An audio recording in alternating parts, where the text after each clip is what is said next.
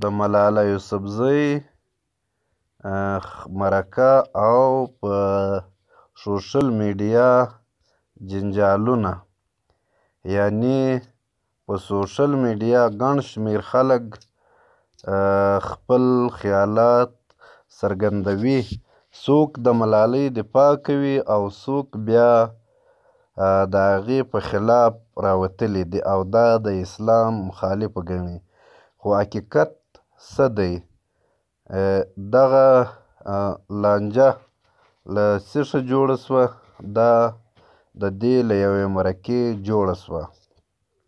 د برطانیې فیشن مجله ویګ د راتلونکې میاشتې لپاره پر خپل لومړي مخ د نوبل جایزې ګټونکې ملاله یوسفزۍ تصویر چاپوي.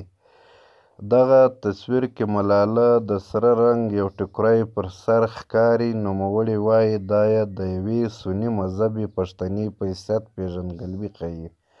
په یوه ټویټر پیغام کې ملاله له هغه تصویر سره چې د ویګ پر لومړي مخ چاپ شوی لیکي: زه غواړم هر یوه ته ووایم چې په خپل کلتور کې دننه کولی شي خپل غږ ولري او کولی شي په خپل کلتور کې دننه مساوات ولري. د 2014 کال کې ملاله یوسفزۍ د نړۍ تر ټولو کمعمره کس په توګه د نجونو د تعلیم حق لپاره د مبارزې له کبله د نوبل جایزه ترلاسه کړه. د یادونې ده چې دا خبرې د ملالۍ هغې مرکې برخه ده چې له ویګ سره یې مرکه کړې ده. ملاله په دې مرکه کې د خپلې کورنۍ راتلونکي او د کلتور په برخه کې پر خپلو کالو غږېدلې ده. ملاله د کالو په هکله وایي: دا کالي ښایي چې زه له کومه ځایه راغلی یم. نوموړې زیاتوي: مسلمانې نجونې، پښتنې نجونې یا پاکستانۍ نجونې، موږ چې کله خپل دودیز کالي اغوندو ځینې داسې ګومان کوي چې مظلوم یو، بې غږه یو او د نارینه‌وو تر پرستۍ لاندې ژوند کوو.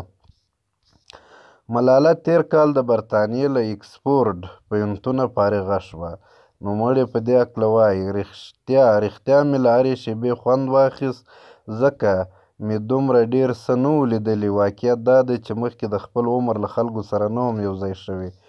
ملاله یوسفزۍ په سوات کې د نجونو زده کړو کمپاین پر مهال 14 کلنه وه چې وسلوالو په ډزو وویشتله. له هغه وروسته نوموړې د درملنې لپاره برطانیې ته ولاړه او په برمنګهم ښار کې تر اوسه له کورنۍ سره یو ځای ژوند کوي.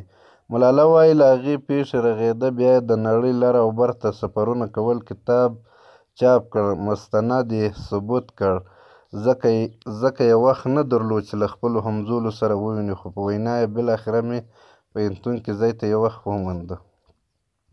نوموړې زیاتوي: له نورو ځوانانو فعالانو سره هم نږدې ملګرتیا لري او په وینا یې ګرېټا تنبورک ورته پیغام لیکلی دی: زه پوهیږم چې یوه پیغله چې مرام لري څومره د زړه زور لري او هیله لرم